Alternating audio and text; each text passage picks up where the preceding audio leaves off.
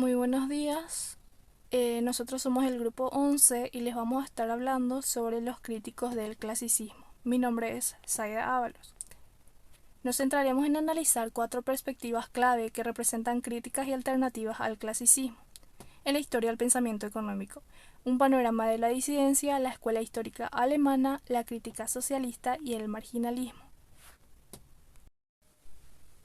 Un panorama de la disidencia. Vamos a hablar sobre Saint-Simon, Sismondi y Liszt en este apartado. Saint-Simon, un profeta del industrialismo. Era un excéntrico y un profeta, nacido en la nobleza francesa y también afirmaba que era un descendiente de Carlo Magno. Razón e identidad de los intereses de clase. Para Saint-Simon, la ciencia y la industria constituían los sellos de la edad moderna y su mayor interés era reorganizar la sociedad de manera que fuesen eliminadas todas las barreras al desarrollo de aquellas. Vio que en el aumento de la producción radicaba el bienestar futuro de la sociedad.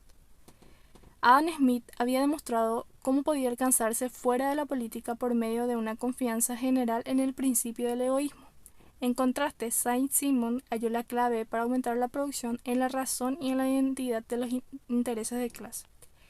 Su singular desconfianza en el egoísmo se apoyaba en su descubrimiento en el estudio de la historia. Se dio cuenta que la cooperación económica y la organización industrial brotarían espontáneamente del progreso de la sociedad. La organización social. El principal objetivo del nuevo orden de Saint-Simon era aumentar el control de los seres humanos sobre las cosas y no sobre las personas. El control implicado en la estructura organizativa que proponía no es gobierno en el sentido tradicional, sino más bien una administración tradicional. Lo que Saint-Simon defendía claramente era la pericla de artistas, científicos y dirigentes industriales fuera formalmente reconocida y utilización en la concepción y planificación de las obras públicas destinadas a aumentar el bienestar social. Había ideado un plan, lo cual se llamaba o lo llamaba Parlamento Industrial, que constaba de tres cuerpos: la Cámara de Inventos, de Examen y de Ejecución. El mismo Saint-Simon limitó el concepto de planificación centralizada de ese Parlamento Industrial solo a la realización de obras públicas, y en esto no se apartaba de la tradición económica clásica. Fue más allá que la economía clásica en otros aspectos. Por ejemplo, dio una nota claramente keynesiana cuando argumentó que el gobierno, si fuese necesario, debería proporcionar empleo a los sanos y asistencia a los incapacitados. La mayor desviación de Saint-Simon respecto al liberalismo económico clásico fue su desconfianza en el egoísmo como guía y su insistencia en que sería sustituido por la cooperación y la identificación de los intereses de clase. En los últimos años, los escritos de Saint-Simon adquirieron un tono más religioso y sus seguidores con el tiempo modificaron su doctrina hasta hacerla casi irreconocible.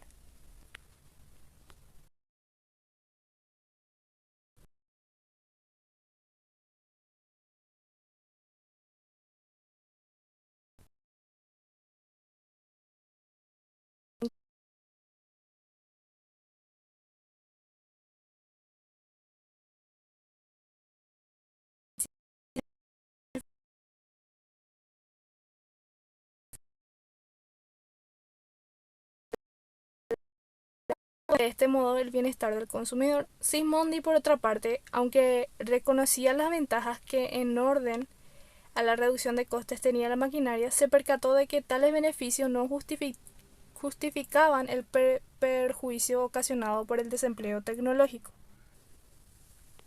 Según Sismondi, puesto que cada individuo que queda sin empleo es un consumidor que ha visto drásticamente reducida su renta, mientras que un número mayor de máquinas produce simultáneamente un mayor producto, el exceso de producción y la crisis económica aparecerán de modo inevitable. Sin embargo, la conclusión de Sismondi no se sigue necesariamente de lo anterior. Él fue incapaz de ver o no estuvo dispuesto a admitir que el crecimiento del producto crea con frecuencia oportunidades adicionales de empleo. El desacuerdo de Sismondi con la economía clásica se basaba menos en principios teóricos que en su método objetivo y conclusiones. Una ciencia que se interese solamente por los medios de incrementar la riqueza sin estudiar la finalidad de tal riqueza sería, en opinión de Sismondi, una falsa ciencia. En un sutil ataque a la teoría del egoísmo, Sismondi señalaba que en la lucha por la obtención de una ganancia personal, no todas las fuerzas individuales son iguales.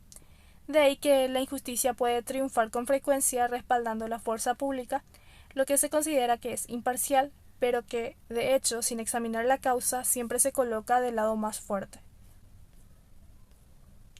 Friedrich List y el Sistema Nacional de Economía Política. La crítica de List a la economía clásica, List se opuso enérgicamente a las tendencias absolutistas y cosmopolitas de los economistas clásicos. Sostenía que estos deducían principios que suponían válidos para todas las naciones y todas las épocas. En contraste, la teoría y la metodología de List eran fuertemente nacionalistas e históricas. Proponía una teoría de las etapas del desarrollo económico, argumentando que la economía clásica no reconocía ni reflejaba adecuadamente la diversidad de condiciones existentes en diferentes países, particularmente en Alemania. Según Liszt, el libre cambio que desplaza la población a la industria interior es indeseable. Valoraba más el poder de producir riqueza que la riqueza misma, defendiendo que los recursos económicos debían ser salvaguardados para asegurar su existencia y desarrollo futuro. Este enfoque justificaba sus argumentos proteccionistas, apoyando la idea de proteger la industria nacional en sus etapas críticas de desarrollo. Algunos de los socialistas utópicos: Owen, Fourier y Proudhon. Introducción al socialismo utópico. Se distingue de la economía clásica por su enfoque crítico hacia el capitalismo, al que consideran irracional, inhumano e injusto.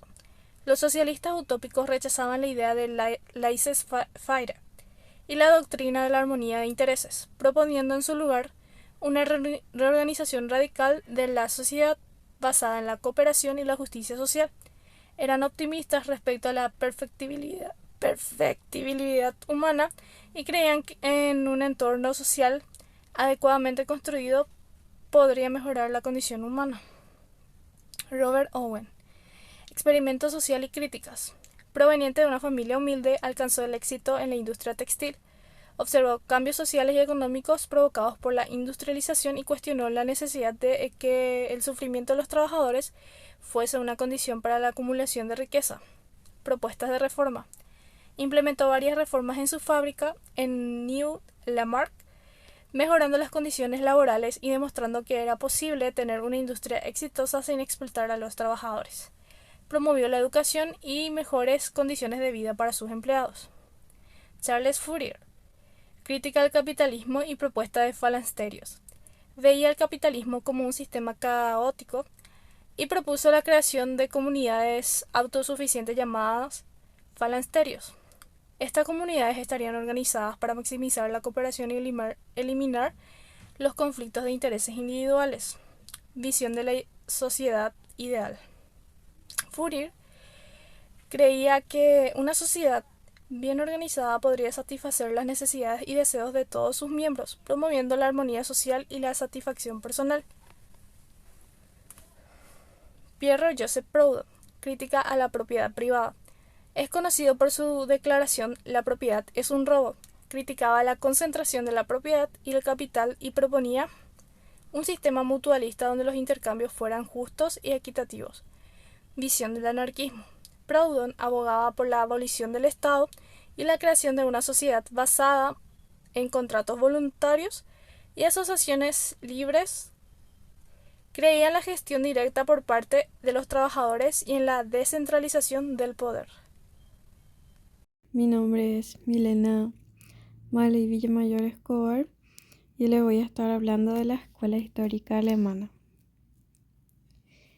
La Escuela Histórica Alemana, surgida en el siglo XIX, representó una respuesta innovadora a las limitaciones percibidas en la teoría económica tradicional. Sus principales exponentes, como Friedrich List, Wilhelm Rosser y Gustav Schmuller, abogaron por un enfoque evolucionista y conceptualizaban el estudio de la economía, en contraposición al enfoque deductivo de la economía clásica. La escuela histórica alemana promovió el uso de los métodos históricos e inductivos para comprender los fenómenos económicos y sociales. Este enfoque multidisciplinario que integraba la economía con la historia, la sociología y otras disciplinas permitió una comprensión más completa y rica de la realidad económica. El legado de Witzel Rocher destaca su énfasis en las instituciones como factores determinantes del comportamiento económico. Rocher fue un pionero en la integración de la historia y la economía, lo que enriqueció nuestra comprensión de los fenómenos económicos al considerar su contexto histórico y social. Por otro lado, Gustav Schmuller desafió la teoría económica establecida con un enfoque radical que sigue siendo relevante hoy en día. Schmuller abogó por un análisis más completo y conceptualizado de la economía, basado en métodos históricos e inductivos. Su enfrentamiento con los economistas tradicionales, que culminó en la batalla de los métodos, marcó un hito en el desarrollo del pensamiento económico y continúa inspirando reflexiones y debates en el campo económico. Además, Friedrich fue un firme defensor del nacionalismo económico y abogó por políticas proteccionistas para promover el desarrollo industrial de Alemania. Su teoría del desarrollo económico en etapas influyó en la industrialización del país.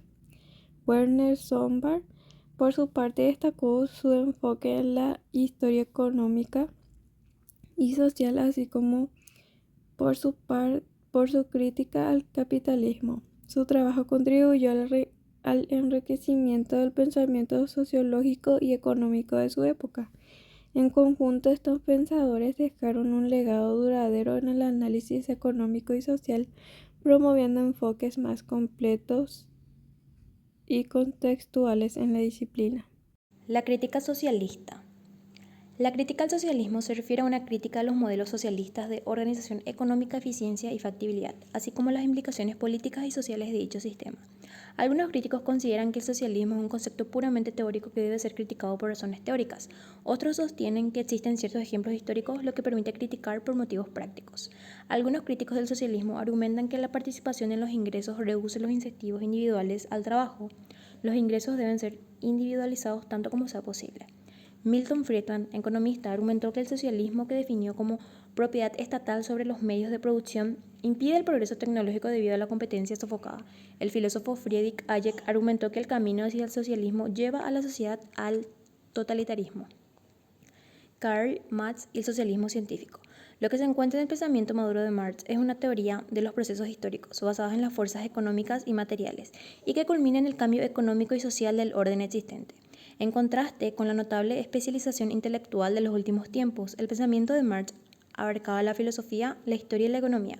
Como filósofo e historiador estaba saturado de la tradición alemana, aunque no formaba parte de ella. Como economista estaba igualmente saturado de la tradición clásica británica, aunque tampoco formaba parte de ella. Primeros escritos de Marx sobre la producción capitalista. Los manuscritos económicos y filosóficos de 1844. Poco después de haberse trasladado a París en 1843, Marx empezó un estudio crítico de la economía política. En 1844 completó varios manuscritos que aparentemente estaban pensados para construir una parte importante de un libro. Sin embargo, el libro no se materializó nunca y los manuscritos quedaron sin publicar durante más de 80 años. Cuando en 1932 se publicó una edición completa de estos trabajos, con el título de Manuscritos Económicos y Filosóficos de 1844, se produjo un considerable impacto entre los eruditos marxianos y alguna reinterpretación de las últimas obras de Marx. La naturaleza del capitalismo. El propósito de gran parte de lo anterior ha sido establecer que en la época en que Marx estaba preparado para escribir El Capital, tenía en su mente algunos objetivos bien definidos, objetivos que eran consistentes con su visión dialéctica de la historia. En particular, Marx tenía que demostrar cómo la forma de mercancía del cambio en el mercado lleva al conflicto de clases y a la explotación de la fuerza de trabajo. Cómo el sistema de mercancías con el tiempo no puede seguir funcionando a causa de sus contradicciones internas, porque el conflicto de clases en el capitalismo, a diferencia de los conflictos de clases en anteriores temas económicos desembocaría al final en la toma del poder por parte de la clase anteriormente explotada, más que el gobierno de una nueva clase dominante. Marx consideraba el capitalismo como un sistema económico en que la gente vivía comprando y vendiendo cosas. Según Marx, 4 propiedades distinguen a la mercancía. Las mercancías son útiles, producidas por el trabajo humano, ofrecidas para su venta en el mercado y separables del individuo que las produce. El legado de Marx. Marx ha ejercido una profunda influencia en el siglo XX y es una prueba de la extraordinaria amplitud de su intelecto el hecho de que su influencia haya sobrepasado las fronteras de la economía. Sin embargo, incluso dentro de la disciplina económica, la influencia de Marx ha sido más allá del pequeño grupo de economistas que son marxistas en sentido estricto. Gente como Paul Schweitzer, Maurice Dobb, Paul Baran y Ernest Mandel, por citar unos pocos. Puede decirse que cualquier economista que razone a partir de la primacia de la producción para explicar las relaciones económicas ha experimentado la influencia de Marx. Yo soy Daniela Insfram, les voy a hablar sobre el marginalismo como una alternativa al clasicismo. El marginalismo surgió como una alternativa al pensamiento clásico predominante en la economía del siglo XIX, mientras que los economistas clásicos como Adam Smith y David Ricardo se centraban en explicar los determinantes del valor basado en el coste de producción, como sería la teoría del valor trabajo. Los marginalistas propusieron un enfoque diferente, basado en la utilidad marginal. Los marginalistas se basaban en 3 teorías principalmente. Esta es la primera, que sería la teoría del valor, que dice que mientras que los clásicos creían que el valor de un bien estaba determinado por la cantidad de trabajo necesaria para producirlo, los marginalistas argumentaban que el valor estaba determinado por la utilidad marginal, es decir, la utilidad adicional que una unidad adicional de un bien proporciona a un individuo. La segunda teoría es la teoría del precio. Los clásicos tendían a explicar los precios relativos en términos de costos de producción, como el trabajo y capital. En cambio, los marginalistas argumentaban que los precios relativos se determinan por la interacción de la oferta y la demanda, basada en la utilidad marginal y los costos marginales. Luego tenemos lo que sería el enfoque metodológico. Mientras que los clásicos a menudo utilizaban un enfoque deductivo y abstracto para analizar la economía, los marginalistas adoptaron un enfoque más inductivo y empírico, centrándose en el estudio del comportamiento individual y las decisiones económicas. Antes de continuar, voy a hablarles de los precursores del marginalismo. No son los que idearon la base del marginalismo, sino que dieron las bases de esa transición de lo que sería el clasicismo con Smith, Ricardo, en John Stuart Mill, a pasar a lo que serían los marginalistas, que sería otros. Acá en lo que toca sería los que sentaron esas bases. Aquí está, hablaré de Agustín Cournot. Bueno, las ideas de Cournot sobre el método de la economía política son de gran importancia para valorar su papel en el desarrollo de la teoría, ¿verdad?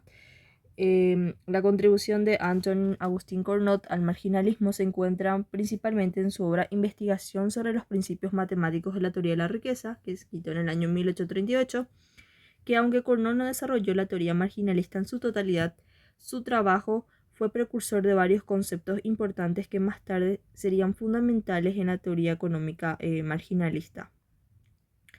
Cournot también realizó importantes contribuciones al análisis del equilibrio de mercado y la competencia imperfecta. Propuso un modelo de oligopolio donde las empresas toman decisiones de producción con base en las expectativas de las acciones de sus rivales. Este enfoque, conocido como el duopolio de Cournot, es un precursor de los modelos de competencia imperfecta y oligopolio que posteriormente desarrollarían otros economistas. Aunque Cournot no utilizó explícitamente el concepto de utilidad marginal, su enfoque en el análisis matemático de la economía y su tratamiento de la interacción entre la oferta y la demanda sentó las bases para el desarrollo posterior del marginalismo, ¿verdad? Bueno, su trabajo contribuyó al surgimiento de las teorías marginalistas como una alternativa al pensamiento económico clásico. El trabajo de Anthony Agustín Cournot en el análisis del oligopolio y su aplicación del cálculo diferencial en economía fue fundamental para el desarrollo posterior de la teoría económica. Cournot, un matemático economista francés, es conocido por su obra que ya dije anteriormente, donde presentó por primera vez su modelo de competencia oligopólica conocido como duopolio de Cournot. ¿Cuáles fueron las contribuciones esenciales de Cournot? El duopolio de Cournot, que sería que Cournot introdujo un modelo matemático para analizar la interacción estratégica entre dos firmas que compiten en la misma industria. En este modelo, cada firma decide cuánta cantidad de producción ofrecer al mercado, teniendo en cuenta las decisiones de su competidor y maximizando su propio beneficio. Cournot demostró que en equilibrio las firmas producirán una cantidad de producción que maximice conjuntamente el beneficio total del mercado, teniendo en cuenta las funciones de demanda y los costos de producción. También Cournot hizo una gran contribución a la economía al aplicar el cálculo diferencial. Una de las contribuciones más importantes de Cournot fue la aplicación del cálculo diferencial a la economía. Utilizó herramientas matemáticas avanzadas como el cálculo de derivadas para derivar las condiciones de maximización del beneficio de la firma a su modelo de duopolio. Esta aplicación del cálculo permitió a Cournot obtener resultados precisos y rigurosos sobre el comportamiento estratégico de las empresas en un mercado oligopólico. Otro que sentó las bases al marginalismo es Jules Dupuit. Jules Dupuit fue un ingeniero y economista francés del siglo XIX conocido por sus contribuciones a la teoría económica, en particular en el área de la teoría del bienestar. Una de sus contribuciones más importantes fue el concepto de excedente consumidor. El concepto de excedente consumidor creo que es un concepto que todos ya hemos conocido, hemos escuchado ya desde la época de que dimos en semestre de teoría económica. Dupuit fue el primer economista que presentó una discusión convincente del concepto de utilidad marginal y que lo relacionó con una curva de demanda. Utilizando al máximo su capacidad de observación y abstracción, pudo demostrar ya en 1844 que la utilidad de un individuo y un grupo de individuos obtiene un stock homogéneo de bienes se termina por el uso a que se destinan las últimas unidades del stock. Haciéndolo así, señaló claramente que la utilidad marginal de un stock de un determinado bien disminuye a medida que aumenta la cantidad. A partir de esta observación, Dupuit estableció que todo consumidor atribuye una utilidad diferente al mismo objeto según la cantidad que puede consumir. Ilustró este punto con un ejemplo práctico de una mejora tecnológica a la distribución de agua en una ciudad en su ensayo One Utility and Its Measure. Este concepto excedente del consumidor tiene importantes implicaciones en la teoría del bienestar y la evaluación de políticas económicas. Dupuit argumentaba que el bienestar de la sociedad se puede mejorar al maximizar el excedente del consumidor, es decir, al aumentar la cantidad de bienes y servicios disponibles para los consumidores a precios que están por debajo de su valor subjetivo. El excedente del consumidor proporciona un marco para evaluar el impacto de las políticas económicas como impuestos, subsidios, regulaciones de precios y cambios en la oferta de bienes y servicios en el bienestar de los consumidores. Luego tenemos el ejemplo que al reducir los impuestos sobre ciertos bienes o proporcionar subsidios para su producción es posible aumentar el excedente del consumidor al permitir que los consumidores adquieran más de esos bienes a precios más bajos. Luego tenemos el otro precursor, es Johann Heinrich von Thunen. Johann Heinrich von Thunen fue un economista y agricultor alemán del siglo XIX conocido por su trabajo en la teoría de la ubicación de la tierra. Su obra más influyente es El Estado aislado, Der isolierte Staat, publicada por primera vez en 1826. Von Thunen realizó una contribución fundamental al entender cómo la ubicación de la tierra afecta a la producción agrícola y los precios de los productos. Como David Ricardo, von Thunen admitía que las diferencias en el coste de producción de los productos agrícolas provienen de la utilización de tierra de diferente calidad y localización, es decir, la distancia desde un punto de venta central. Pero mientras que Ricardo se concentró en las diferencias de la fertilidad del suelo, von Thunen concentró su análisis en las diferencias de las localizaciones de la tierra. Al mismo tiempo, admitió que los productos que son pesados en relación a su valor son más difíciles de transportar que los que son menos, y que algunos productos agrícolas no pueden aguantar un periodo de transporte largo a causa de su condición de perecederos. Von Thunen también hizo como diferenciar las ciudades o la tierra en anillos. Luego, también von Thunen identificó 4 factores principales que influían en la ubicación de los cultivos de la actividad agrícola, que sería la distancia del mercado. Los cultivos con mayor valor de mercado se producirían más cerca de la ciudad para minimizar los costos de transportes. El costo de transporte de los productos perecederos o de alto valor se cultivarían más cerca de la ciudad debido a los menores costos de transporte, fertilidad del suelo. Los cultivos que requieren suelos fértiles se ubicarían más cerca de la ciudad, donde los suelos suelen ser más intensivamente cultivados y más productivos. El costo de producción, los costos de producción como los salarios y los precios del arrendamiento de la tierra también influirían en la ubicación de los cultivos. Y el último precursor es Gosse, que aunque el trabajo de Gossen no recibió mucha atención en su época, sus ideas sentaron las bases para el desarrollo posterior de la teoría marginalista, como dije anteriormente, que fue desarrollada de manera más completa por economistas como Stanley Jevons, Karl Mergen y Leon Walras en la segunda mitad del siglo XIX. En conjunto, estos pensadores contribuyeron a la revolución marginalista en la teoría económica que transformó la manera en que se entendía el valor, los precios y el comportamiento económico. Gossen fue el que quitó la utilidad marginal o introdujo ese concepto de utilidad marginal, que se refiere a la satisfacción o utilidad adicional que un individuo obtiene al consumir una unidad adicional de un bien o servicio. Argumentó que la utilidad total que un individuo obtiene de un bien aumenta con cada unidad consumida, pero a un ritmo decreciente, es decir, la utilidad marginal de un bien disminuye a medida que el individuo consume más de ese bien. Este concepto es fundamental para entender cómo los individuos toman decisiones de consumo y cómo maximizan su bienestar. Otra cosa que Gossen contribuyó es la ley de utilidad decreciente. La ley de la utilidad decreciente, también conocida como la ley de Gossen, establecía que la utilidad marginal de un bien disminuye a medida que se consume más de ese bien, manteniendo constante los demás factores. En otras palabras, cuanto de un bien consume una persona, menos valor adicional obtiene de cada unidad adicional consumida. Esta ley refleja el principio de saciedad. A medida que un individuo consume más de un bien, su deseo por cada unidad adicional disminuye, lo que lleva a una disminución a la satisfacción adicional que proporciona. El ejemplo más claro es del agua. Una persona podrá comprar una cantidad de agua al precio que tenga para poder satisfacer su necesidad y tener una utilidad alta. En cambio, cuando va adquiriendo más botellas de agua, va disminuyendo esa utilidad que va obteniendo y es una curva que va decreciendo. Y eso es todo. Muchas gracias.